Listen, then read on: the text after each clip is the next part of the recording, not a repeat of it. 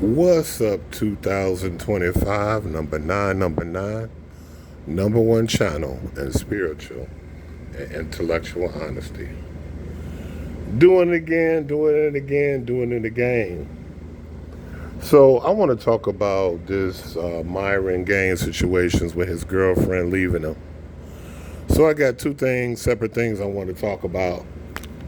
And it's just a lesson that we all can learn, but I just want to just bring out. So the first one, right? We're gonna go back down memory lane. Um, Around May.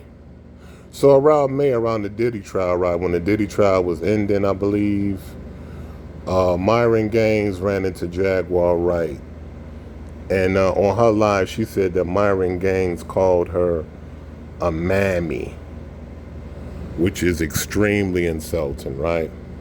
Extremely insulting to call a black woman a mammy to their face. I can see, it ain't just content. It's personal now. So she said that he got like behind her. He was kind of like on some gang stalking shit, kind of, and I guess behind her, looking over her shoulder to get her shots, and I guess to be eagle eye over her, and to be on just on some straight, he was just on some straight, acting like a straight parasite. You feel me? So that's what she said, and I believe her, because usually, mostly from my listen to Jaguar Wright, she don't really be lying. She don't lie about too much. So that was just interesting to me, and I don't know. So Myron Wright, he's like what, 36, 37. Jaguar Wright is 30. I mean, 47, 48. So it's about a 10-year difference, right? Generation X. She's Generation X. I'm Generation X too. So it's kind of like with us, right? We kind of got like a certain code. You know, we have a code like as far as even like people who older than you kind of respect a little bit, not necessarily as an elder, but you kind of respect them because they might know a little bit more than you. You feel me? That's just one of the things I just wanted to just bring out. But anyway, digressing to what happened, right? So he's on behind her, trying to steal her shots and whatnot. I believe he had his girlfriend Angie with him. But I guess Myron Gaines, I know he read the 48 Laws of Power, right? You know that book for Power for Dummies, for simpletons. Always be careful on who you offend. You got to know who you're offending. You don't just offend people for no reason, because you never know how they can get you back. Jaguar Wright, she's an adept spiritualist. She had to be, to survive all the stuff in Hollywood. And for those who know, breaking up a couple is like, easy work. That especially when a person who's just, spiritually just unaware, they fish in a barrel.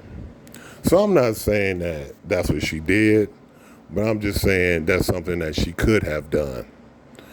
And the whole thing, the way everything kind of manifests, as far as him and his girlfriend, for those who kind of know, like it was just more than just a breakup. It was almost like an unveiling. It was like somebody getting their mask like knocked off their face. It was like the shroud was just pulled off and just yanked off, and the way everything manifested. So, it could have been some type of spiritual work or whatever. It could have been, but not saying it was. But I'm just saying what I know and what I remember she was saying.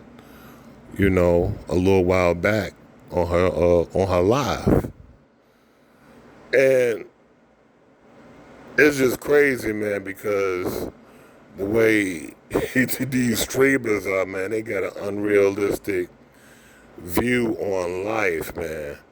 Things are more complicated than I'm a man, I'm stronger, I'm smarter than you.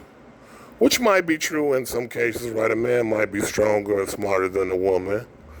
But you got to understand, women are indirect. They are very unconventional. How with men, the way we move and think, and women can be very, very dangerous. Not just on the spiritual tip. I'm just saying, period. And if you live in the hood, you know this, right? Because some women got more bodies, you know, indirectly than the killers in the hood.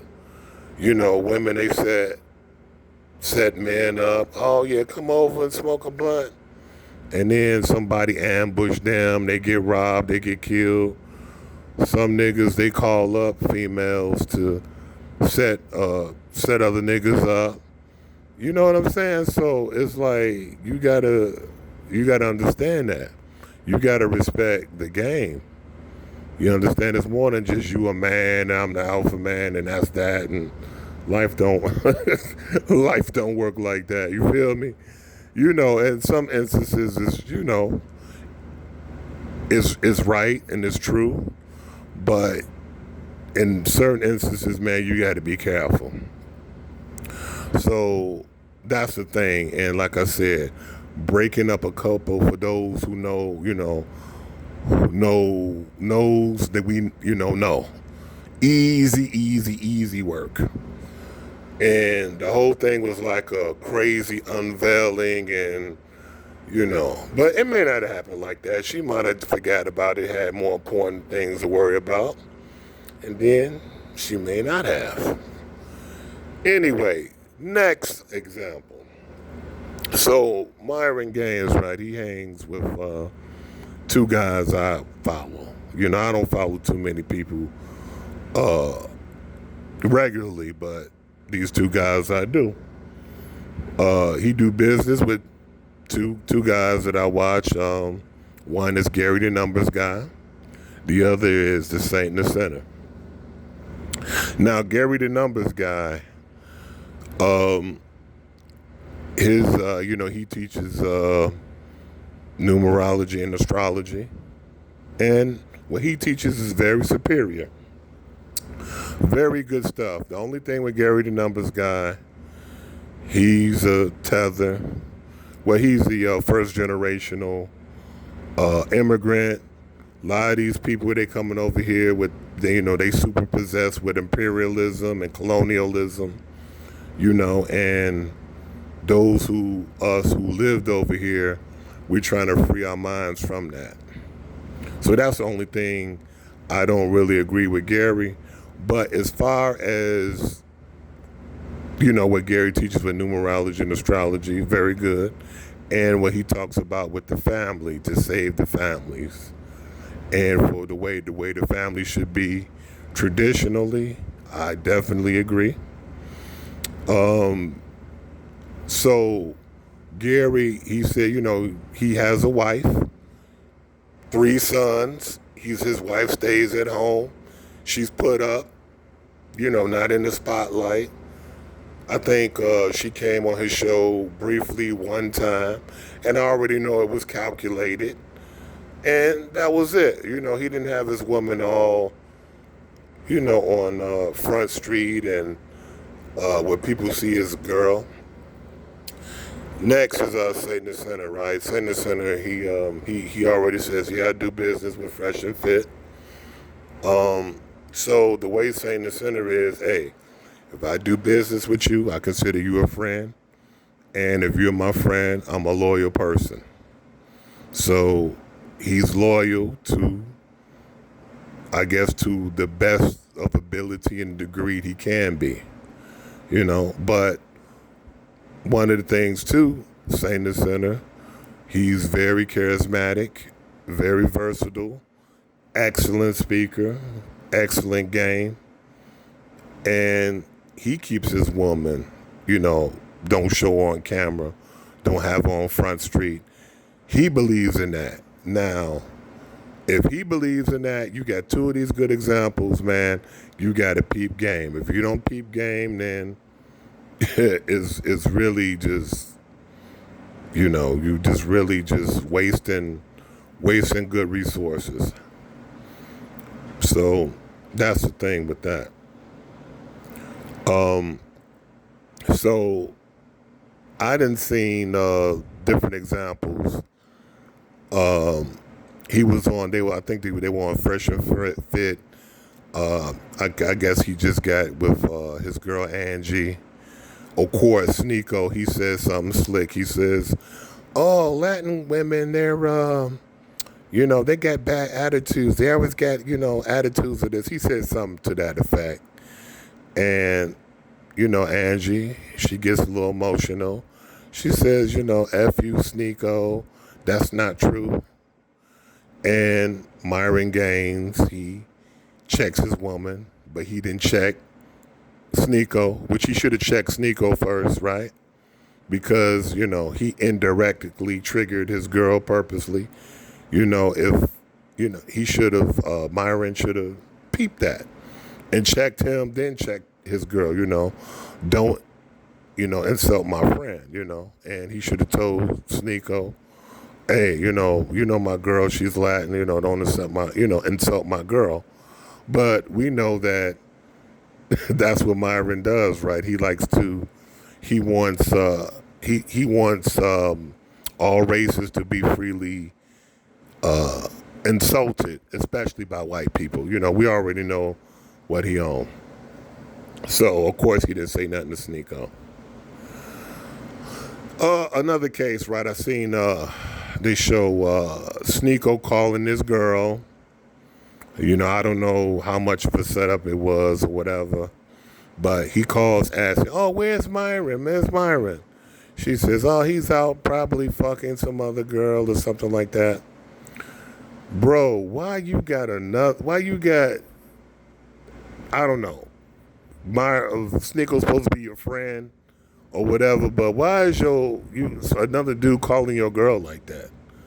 Man, that's just stupid, man. That's just, you see these things and you probably, from them two things, it's probably 1,000 other examples. But Myron, he had his girl on Front Street in front of the camera, and he knows better. He was taught better.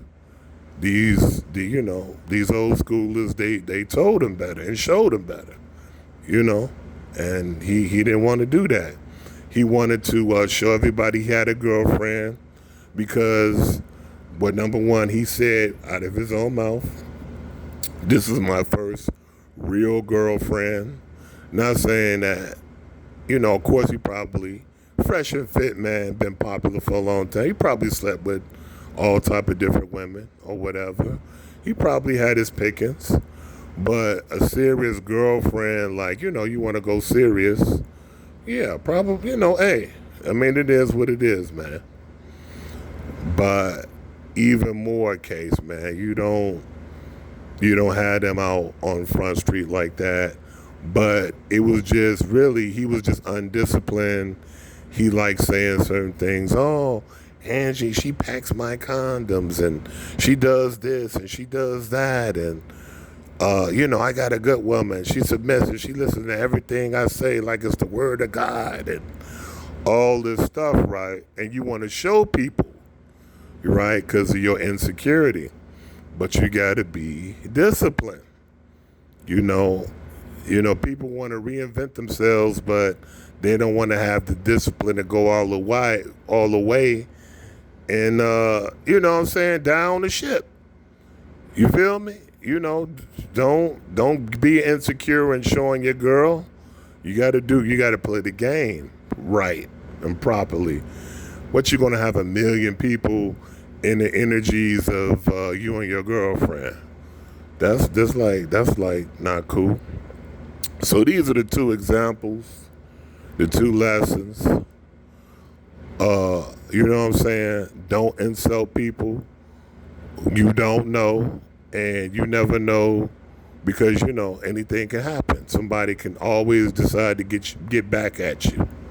You feel me? So that's about it, gang. We're gonna talk to you soon.